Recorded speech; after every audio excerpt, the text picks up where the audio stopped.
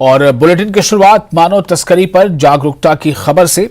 Lieutenant governor Manoj Sinha ने मानव तस्करी पर जागरूकता कार्यक्रम में भाग लिया। इस अवसर पर लेफ्टिनेंट गवर्नर मनोज सिन्हा ने कहा कि हमें समाज के रूप में मानव तस्करी की चुनौती से एक होकर लड़ना है। एलजी मनोज सिन्हा ने कहा कि सभी जिलों में एंटी ह्यूमन ट्रैफिकिंग सेल शुरू किए जाएंगे। 11 जिलों में ये सेल पहले से हैं। जम्मू कश्मीर में तस्करी देश के अन्य हिस्सों की तुलना में कम है, लेकिन हम आत्मसंतुष्ट नहीं हो सकते, ऐसा कहना था एलजी मनोज सिन्हा का। आज के तेजी से बदलते हुए समय ह्यूमन ट्रैफिकिंग कोई छोटी मोटी नहीं बल्कि एक असाधारण चुनौती मानी जा सकती है। ऐसा घिनौना अपराध जिसमें राष्ट्रीय तथा अंतर्राष्ट्रीय अपराधी नेटवर्क क्रिमिनल नेटवर्क ये दोनों इसके हिस्से बन चुके हैं। विश्व भर में लाखों मासूम हर साल इस अपराध का दंश झेल रहे हैं। आज भी विशेष रूप से समाज के कमजोर वर्ग, बच्चे, महिलाएं, प्रवासी, शरणार्थी और विस्थापित वर्ग ह्यूमन ट्रैफिकिंग के दृष्टिकोण से विशेष रूप से असुरक्षित है। ये सच्चाई है। ह्यूमन ट्रैफिकिंग सीधे तौर पर सामाजिक आर्थिक विकास से जुड़ा हुआ है, लेकिन ये सिर्फ किसी कमजोर एवं गरीब क्षेत्र तक सीमित नहीं रह गया है। इसलिए ह्यूमन ट्रैफिकिंग इन्वेस्टिगेशन से जुड़े एक्सपर्ट, लॉ इन्फोर्समेंट ऑफिसर्स इस बात पर बल देते हैं कि इसकी ओरिजिन, ट्रांजिट और डेस्टिनेशन तीनों की विवेचना आवश्यक है ताकि इस आपराधिक नेटवर्क पर मानव तस्करी रोधी।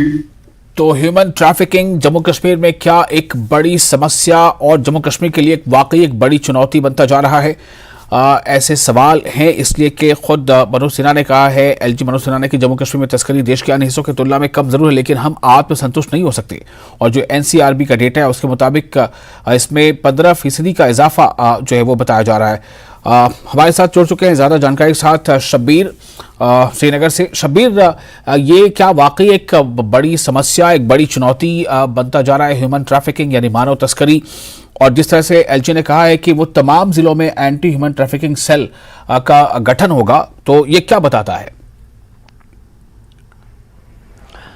जी विशाल, देखिए, अगर ये जो एनसीआरबी की एक रिपोर्ट आई थी 2021 में, उसमें ये कहा गया था कि जो ह्यूमन ट्रैफिकिंग है वो जम्मू कश्मीर में 15.62 यानी मोर देन 15% का इजाफा हुआ है। तब से लेके एक परेशानी खड़ी हो गई थी और कार्रवाइयां शुरू हो गई थी। अगर आपको याद होगा, 28 अक्टूबर 2022 को 14 लड़कियों को बचाया गया था बडगाम में पुलिस ने। जम्मू में 22 फेब को इसी साल एक कार्रवाई हुई थी, 6 खवातीन को वहां पे विक्टिम्स को 6 को बचाया गया था। असल मामला यह है कि ये जो ट्रैफिकिंग है उसमें ओरिजिन, ट्रांजिट और डेस्टिनेशन 3 इश्यूज होते हैं। ओरिजिन, अगर आपके यहां से तस्करी हो रही हो दूसरे इलाकों को, उसके बारे में अभी कुछ शिकायत आई है, कुछ केसेस आए हैं, लेकिन ज्यादा नहीं। फिर ट्रांजिट तब होता है कि इस जम्मू कश्मीर के थ्रू या किसी इलाके के थ्रू कहीं और ले जाया जाए तस्करी के लिए, लेकिन वो यहाँ पे अभी नहीं है क्योंकि ये लैंड लॉक्ड एरिया है, यहाँ पे नहीं हो रहा है। तीसरी बात, जब जो डेस्टिनेशन की बात है, डेस्टिनेशन यहाँ पे है। वेस्ट बंगाल की लड़कियों को बड़ी तादाद में यहाँ लाया गया, अलग अलग नामों से उनके रिश्तेदारों ने यहाँ उनकी शादियां जबरदस्ती की गई। एक बड़ा मामला सामने आया और इस पे एक फिल्म भी बनाई गई है जो आज नेशनल कमीशन फॉर वुमेन ने दिखाई। एक दूसरा यहाँ पे जो तस्करी होती है, दूसरा यहाँ पे लाया जाता है नौकरियों के झांसे में। यहाँ पे प्लेसमेंट सेल्स हैं और उनमें क्या होता है कि जो वेस्ट बंगाल हो या आसाम हो या ऐसे इलाकों से जहां पे लोग मजबूर होते हैं नौकरियों के लिए, उनको झांसा दिया जाता है नौकरियों का, और फिर यहां उनको डोमेस्टिक हेल्प के तौर पे इस्तेमाल होता है, उनको लगाया जाता है जबरदस्ती। आपको याद होगा 2020 में हमने भी एक स्टोरी की थी, 8 लड़कियों को यहां से बचाया गया था और वो माइनर थे। वो माइनर थे सभी के सभी, और उनको एक एनजीओ ने यहां से बचा के लिया था। हमने एक स्टोरी की थी, ये एक अलग एंगल है। तो ये दो एंगल खास तौर पे, और इससे बढ़ के क्या हुआ कि जम्मू कश्मीर में चूंकि यहां पे ड्रग ट्रैफिकिंग बड़ी तादाद में होती है, और ड्रग ट्रैफिकिंग के साथ साथ इसमें ड्रग्स और यहां पे हथियार भी है, तो कॉन्फ्लिक्ट के दौरान कुरियर्स के तौर पे यूज किया गया बच्चों और खवातीन को, लेडीज को, उनको कुरियर के तौर पे हथियार लेने के लिए इस्तेमाल किया गया, और उनको बच्चों को भी इस्तेमाल किया गया। और बच्चों को आजकल कुछ केसेस हमारे पास भी आए कि जो ड्रग्स हैं उनके कुरियर के तौर पे लेडीज को और बच्चों को इस्तेमाल किया जाता है, क्योंकि लगता यह है कि पुलिस की नजर इन पे ज्यादा नहीं रहती है। तो ये उनको बाद में ये कहा गया कुछ केसेस में कि इनको फिर सेक्सुअल एक्सप्लॉयटेशन भी इनकी होती है।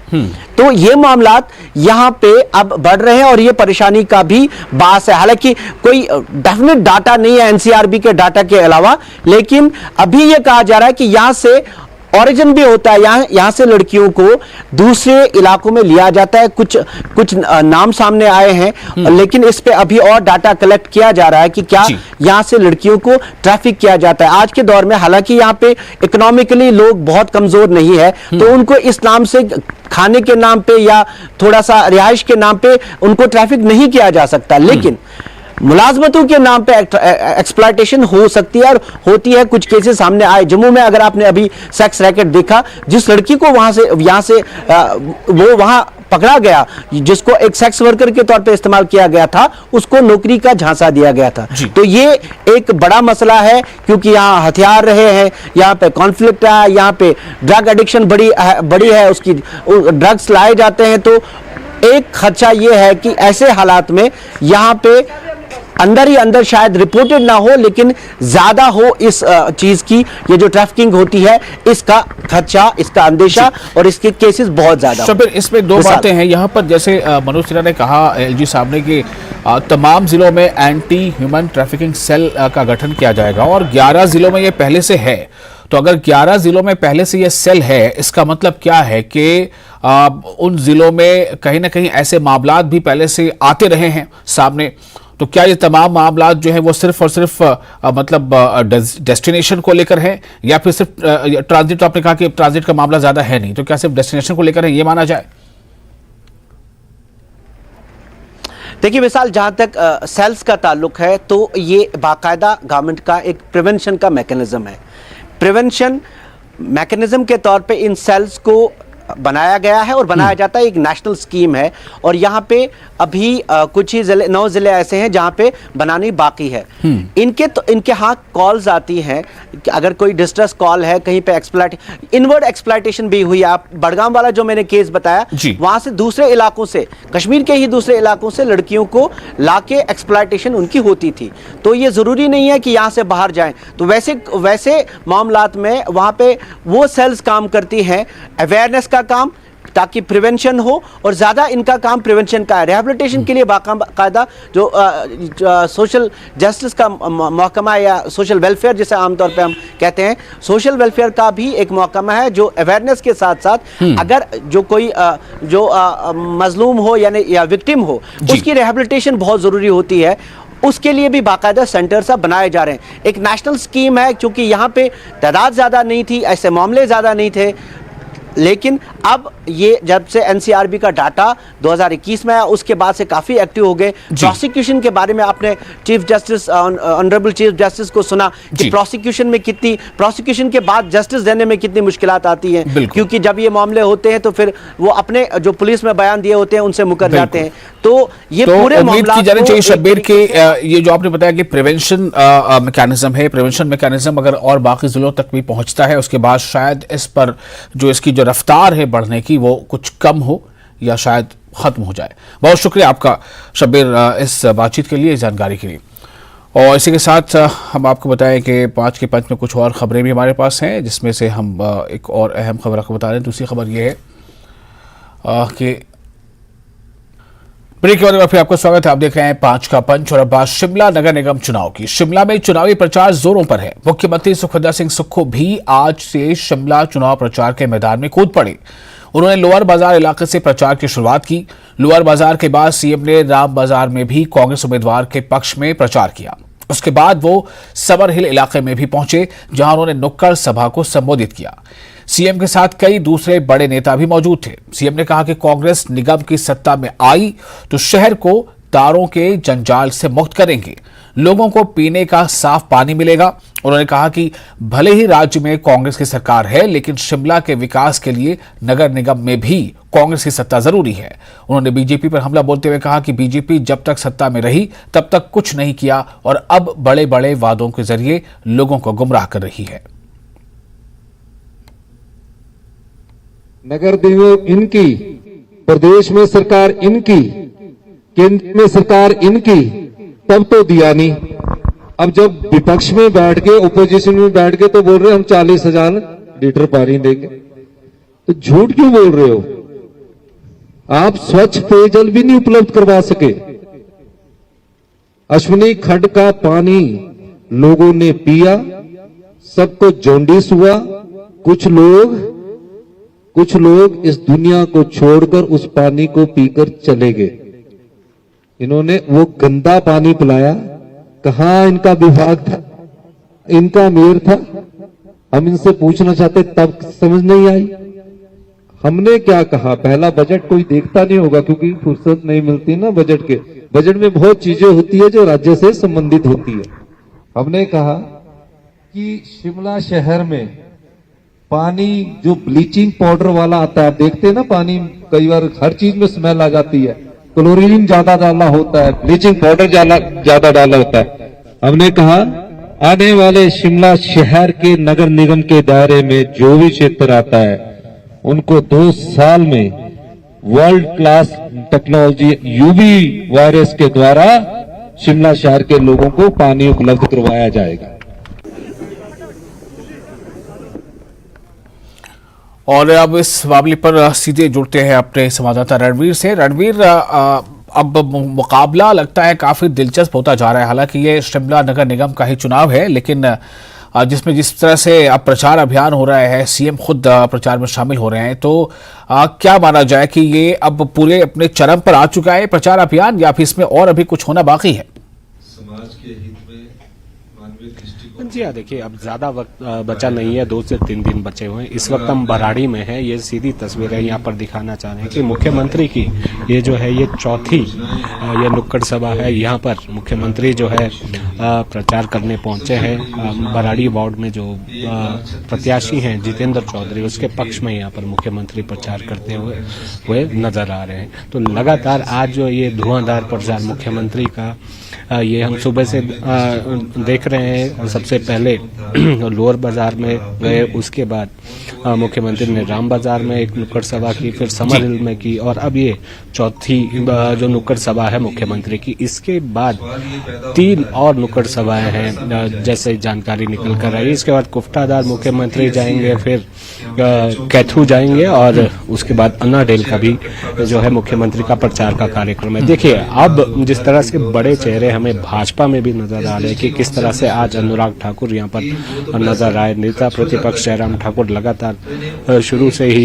यहाँ पर शिमला में डटे हुए हैं। तो यहाँ पर ये तस्वीरें लगातार आपको दिखाना चाहेंगे किस तरह से लोग यहाँ पर पहुंचे हुए। तमाम बड़े नेता जो है कांग्रेस के वो मुख्यमंत्री के साथ है। विधायक सुधीर शर्मा यहाँ पर नजर आ रहे हैं, धर्मशाला से विधायक, जो स्थानीय विधायक है हरीश जनार्दा, तमाम बड़े नेता, सीपीएस लगातार, जैसे आपने जिक्र किया कि अब चरम पर आ गया। जी हाँ, बिल्कुल, अब ये चुनाव प्रचार जो है चरम पर ही है, और ये 30 अप्रैल तक इसी तरह की तस्वीरें जो है लगातार सुबह से हम देखेंगे कि नजर आती जाएंगी।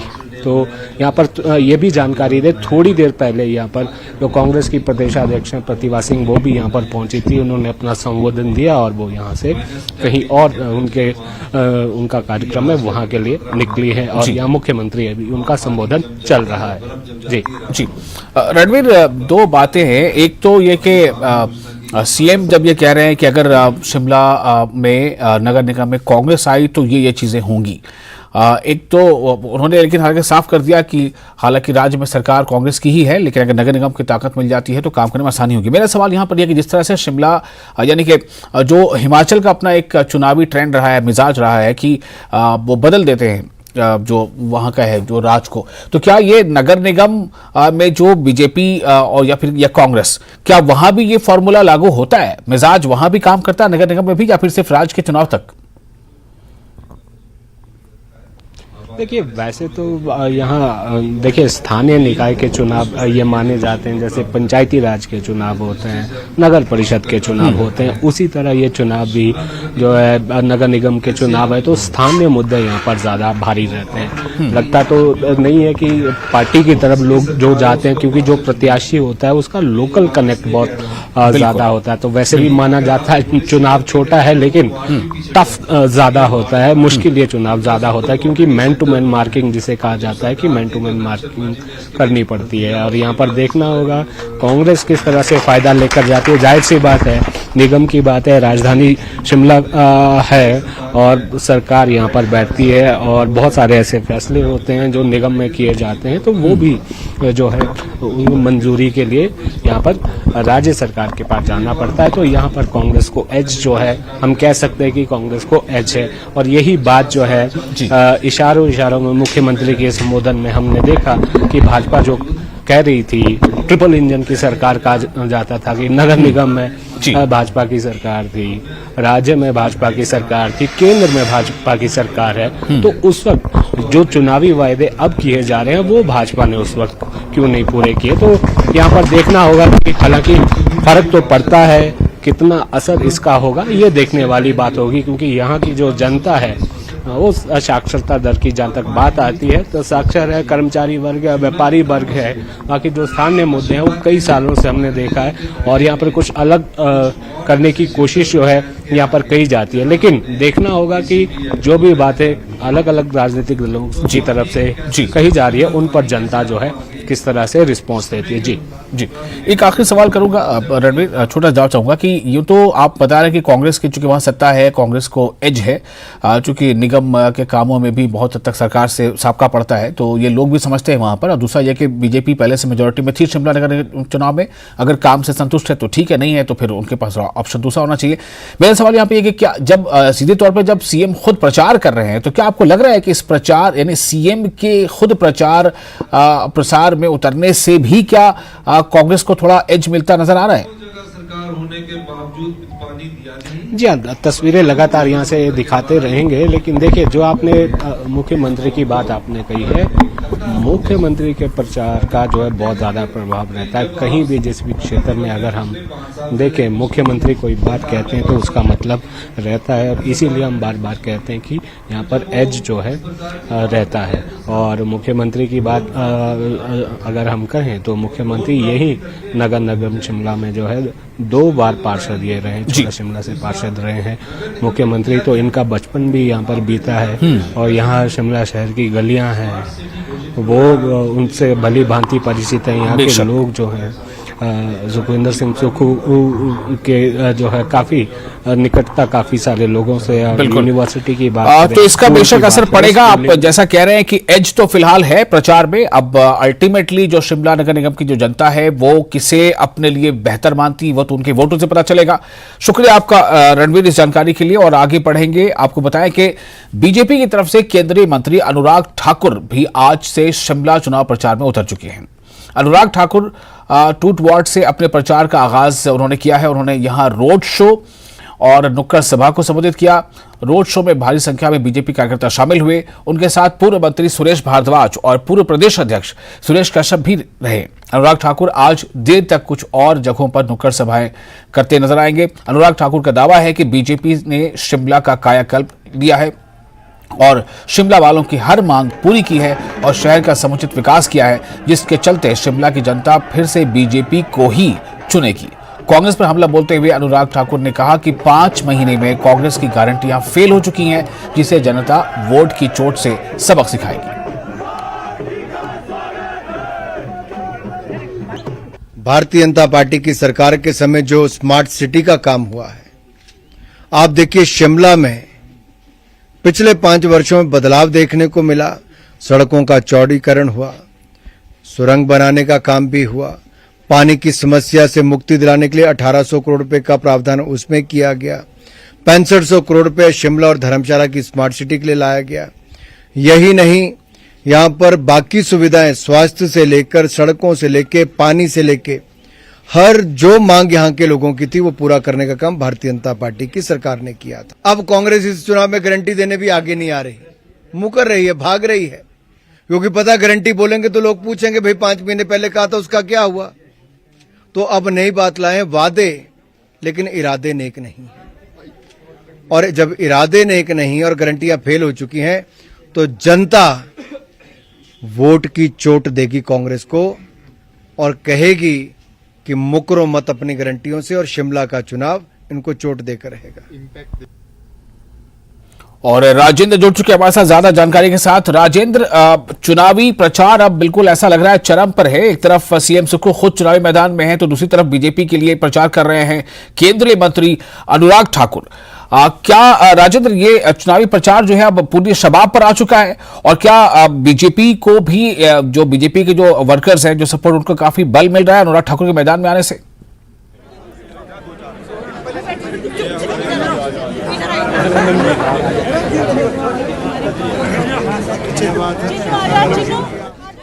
राजेंद्र, आपको मेरी आवाज मिल पा रही है?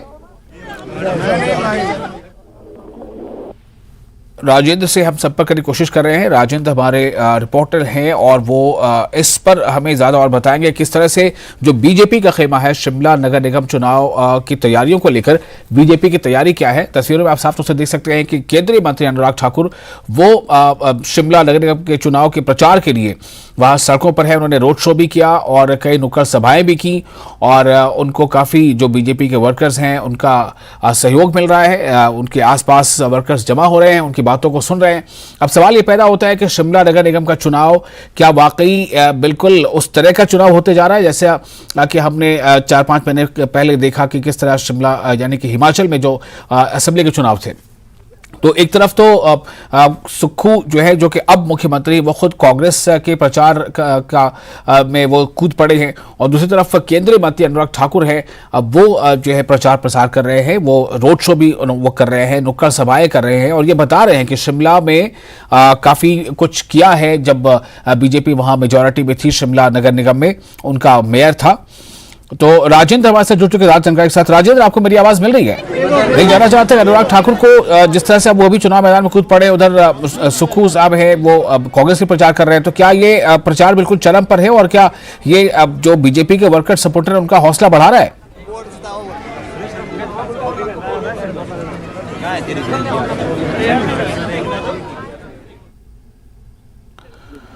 तो अभी राजेंद्र से हमारा संपर्क नहीं हो पा रहा है, लेकिन तस्वीरें बहुत कुछ कहती हैं। तस्वीरों में आप देख सकते हैं अनुराग ठाकुर मौजूद है, शिमला नगर निगम की गलियों में सड़कों पर चल रहे हैं, लोगों से जो है बीजेपी को ही एक बार फिर से शिमला नगर निगम बीजेपी के हवाले करने की वो आशा करते हैं और लोगों से अपील भी कर रहे हैं। लेकिन देखना यह होगा कि दोनों के प्रचार अभियान में किसका असर ज्यादा शिमला नगर निगम की जो वोटर्स हैं उन पर पड़ता है। इसी के साथ 5 का पंच में फिलहाल इतना ही, लेकिन न्यूज़ 18 JKLH पर लगातार बड़ी और अहम खबरों का सिलसिला जारी है। आप बने रहें न्यूज़ 18 JKLH के साथ।